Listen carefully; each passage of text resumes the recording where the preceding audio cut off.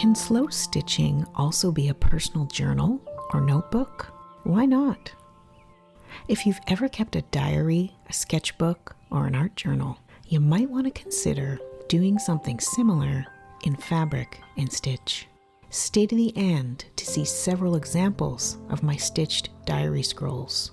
I'm going to create 2 scrolls today.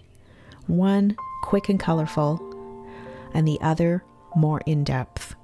First, I take some colorful strips and I stitch them together with some simple slow stitching. And then I take some pattern fabric and strips. I add lots of stitch. I use some templates to add some birds, and I really explore ideas around color and texture. These scrolls can be kept as a visual and tactile diary. It's a great way to explore a technique, and when you revisit them, you can remember what you were thinking, what you learned, and it can spark ideas for new projects. I'm going to start with the simpler project that can be accomplished in a short period of time and then dive into the more in-depth project. I'm glad you're here. Let's get started. I have a scrap piece of fabric that is about 15 inches long and 1.5 to 2 inches wide. And I have all these brightly colored solid fabrics. These are dyed fabrics. And I want to create something really colorful and joyful. So I'm going to cut these into strips. I'm going to make a cut at the bottom and tear. So I have lots of raw edges. I'm going to start placing these strips beside each other. I'm going to alternate the colors, and I'm going to place them all along this piece of fabric. I'm thinking about stitching them in either white or off-white, or I could even stitch them in black. I'm going to decide that after I lay out all my strips. So I'm going to keep tearing and ripping and placing, and I'm going to have different thicknesses. And here it is. I've alternated the colors, and I've decided that I want to stitch them in white. So I have 2 strands of the 6-stranded embroidery floss, and these strips definitely are going to need some pinning before I begin to stitch. So I've brought out some sewing pins. I'm going to place them all along the strip. So now everything's pinned in place. I'm going to start at one end, and I'm going to do a running stitch right down the middle to connect all of these strips to that backing piece of fabric. I'm not going to worry about stitching in a straight line. It's going to roughly stay towards the middle. I'm going to stitch right along where my pins are, and then I'm going to pull my pins out as I go. So I'm working on the front, I'm stacking up the stitches, and then I'm pulling my thread. This is really quick and easy, and even a little bit messy. It's getting the job done and getting all these ragged strips connected. So here's my line of stitching. It's definitely not even, but I'm not worried about that. You can see they're all connected to that backing piece. And I still have some thread left on my needle, so I'm going to turn and go back in the other direction, and I'm going to continue stitching. I'm thinking that I might divide these into different areas and do different types of stitching.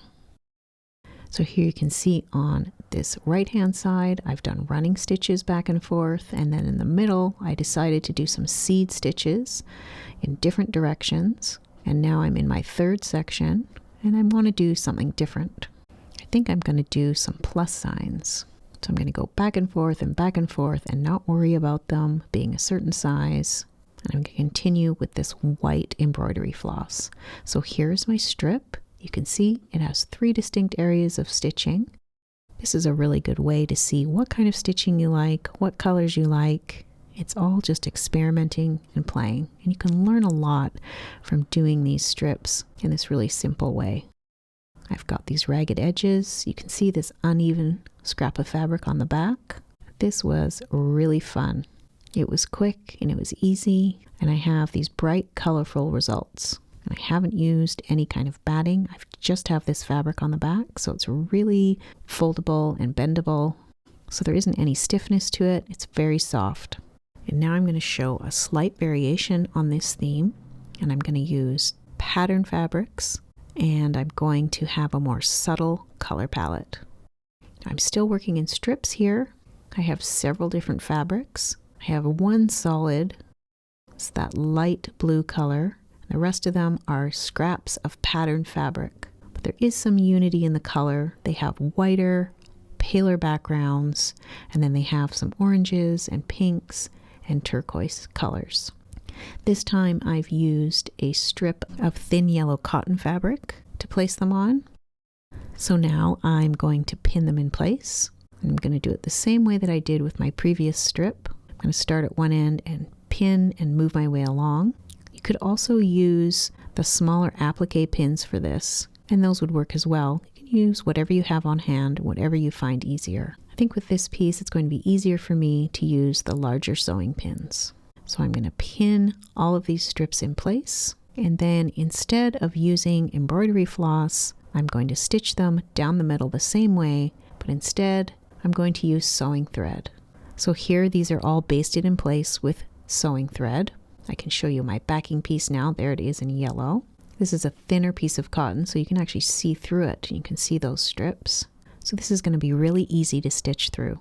A thin cotton fabric and cottons placed on top of it.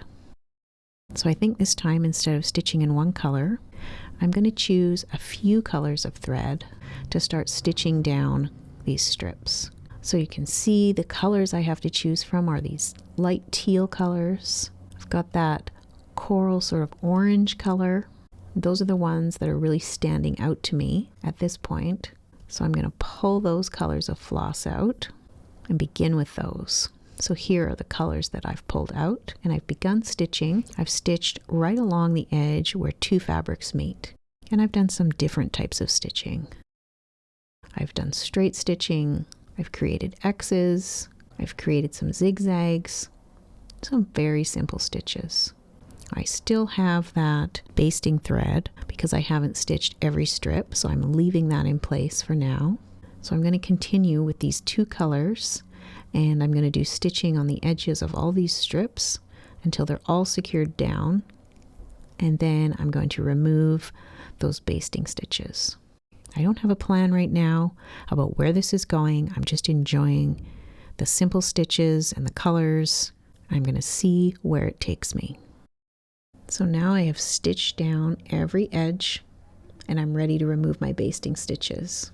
So because of the stitching I've done, some of the basting stitches are caught and I don't want to rip out my stitching. You can see there, just pulling with the back of my needle, it's not coming out easily. So I'm getting my embroidery scissors and I'm going to clip the thread all the way along and pull out the threads where I can. I'm going to clip and pull until all those basting stitches are out. So now I'm ready to continue with my stitching. I'm taking a look at what I've done. Some of the stitching shows up more than other stitching, but it's all secured and ready to add more embellishment. I've decided that I want to bring out a bird template. This bird is from a new set that has 2 mushrooms, 3 birds, and a bat. And the link for that is in the description if you'd like to pick up your own. And I've chosen this fat bird from that set. So I've put the template down and I've brought out my friction erasable pen and I've traced the bird right in the middle there. And then I thought I wanted more birds, so I flipped the template over and I placed it right on the edge.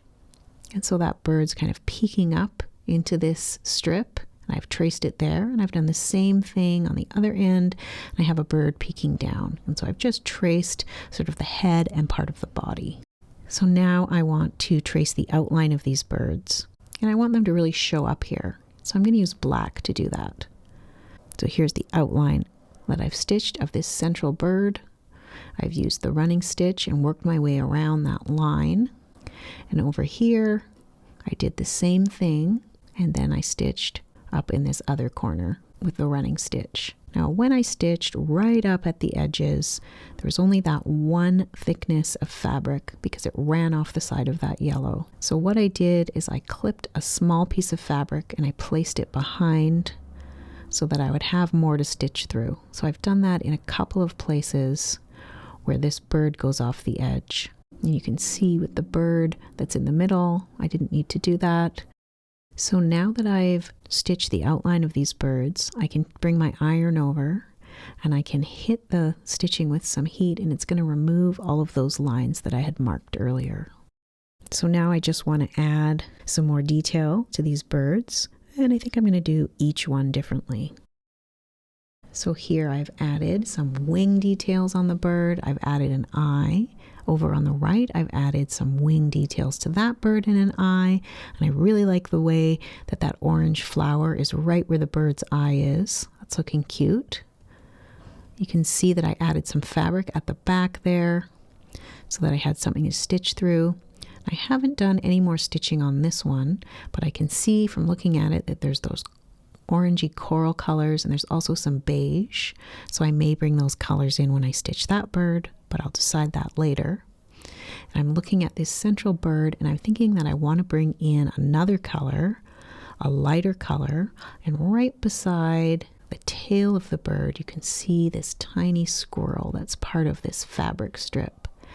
And I use that as an inspiration to choose a gray color that I think is going to go with this piece. So here's the gray that I've pulled out. It's a close match to that squirrel. And I'm going to use that to stitch on the body of the bird. I think I'm going to make the beak gray and maybe add some more stitching in gray.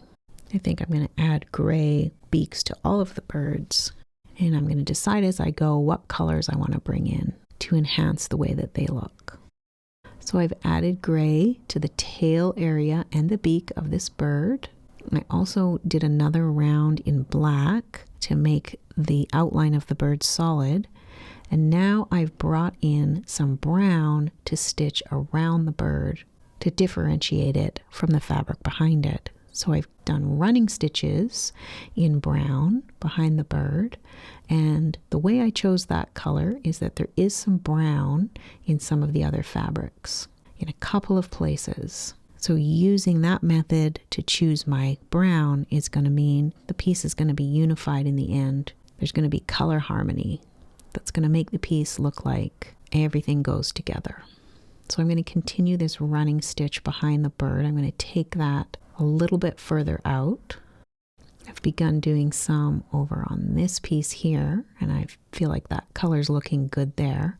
So that's going to be something I'm going to stitch in the background around this bird as well. So I've added so much stitching to this piece, it's completely covered. I've used the teal color, I've used the brown, I've done a combination of running stitches and plus signs, and I've covered every inch of this piece in stitching. So now I'm looking at this piece, I'm thinking about all these uneven edges, and I have the idea that I want to add a backing to this, and I think I want the backing to also show on the front. So here I've chosen a piece of black fabric. I've folded the edges in and I've ironed them down, and now I want to stitch it onto this piece. So this is going to be a frame in a way, and it's also going to be the backing for this piece. I really like the uneven edges, and I want to preserve them. And so having this black behind it is really going to highlight those uneven strips of fabric. So the first thing I'm going to do is baste this in place. So I'm taking sewing thread. I'm going to start at one end. I'm going to stitch right in the middle. I'm going to jump around and place my stitches in spots where I feel like it's not going to pull or snag any of the stitching I've done on the front. So I'm placing these really small stitches on the front and traveling along the back. I'm going to avoid stitching in the area where the bird is. So this is just a basting or a tacking stitch to keep everything in place. So I just have to stitch enough that it holds that black fabric where I want it to be.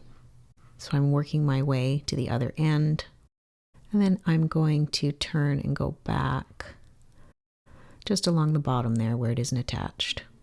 So you can see my stitching there on the back where I've hit most spots, and I think it's attached enough that I'm ready to stitch. So I'm going to come back in with black floss, and I'm going to stitch this down. So what I've decided to do as I'm beginning to attach this is I've decided to add some French knots in black.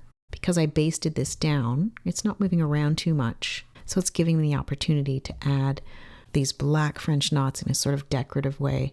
So I've moved along the top, I've done a bit on the bottom, and I'm going to keep going with this, adding more. Because I like the color that that's adding. I think that's integrating everything with the black around the birds and the black in the background. I've also decided to come in with some of the colored floss that I've already stitched in the background and use that to attach this black. So you can see here on the back where I've jumped around with this turquoise floss. You can see it much easier on the back than you can on the front. It's just really adding to what's already there. So I feel like it's stitched down enough now that I can remove my basting stitches. So I just use the dull end of the needle to pull those stitches out. Now, one thing that you can do, depending on whether the back of your piece is going to be seen or whether it's important, is you can color those threads so they're less visible. So if I ever want to do that, what I use is a black gel pen. Now, some of these gel pens are permanent and some of them aren't. So before you pick one up, make sure that you get one that's permanent. This one that I have by Jelly Roll, the black one, is permanent. So then I just come in and I color over those threads, and it does a pretty good job of making them less visible. So now I'm going to continue adding more French knots and more stitching to attach this black. So here you can see I've gone all the way around with those French knots. I think that's really added something all around the edges.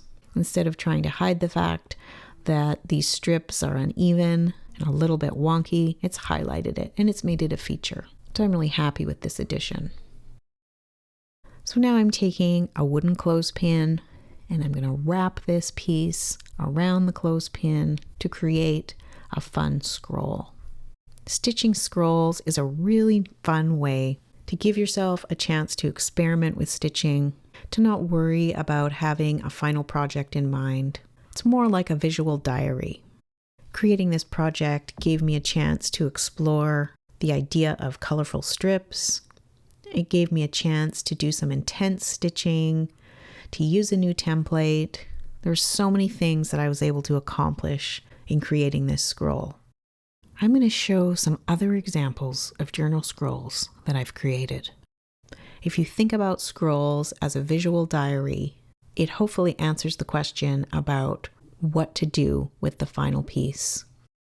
Just in the way that you may have a sketchbook or a diary, storing these scrolls and revisiting them from time to time is a good way to revisit a technique, a color combination, and to even remember where you were when you stitched it. Your scroll can be simple and stitched quickly, or it can be a more complex and detailed creation that takes days or weeks to complete. You can add words and dates to your scroll, or you can simply allow it to be about the colors and the stitching. It's all up to you. If you feel so inclined, please like this video and subscribe. It helps the algorithm put this video in front of others who might enjoy it. I hope I've inspired you to try making your own diary scroll. Thank you so much for joining me today. Until next time, happy stitching.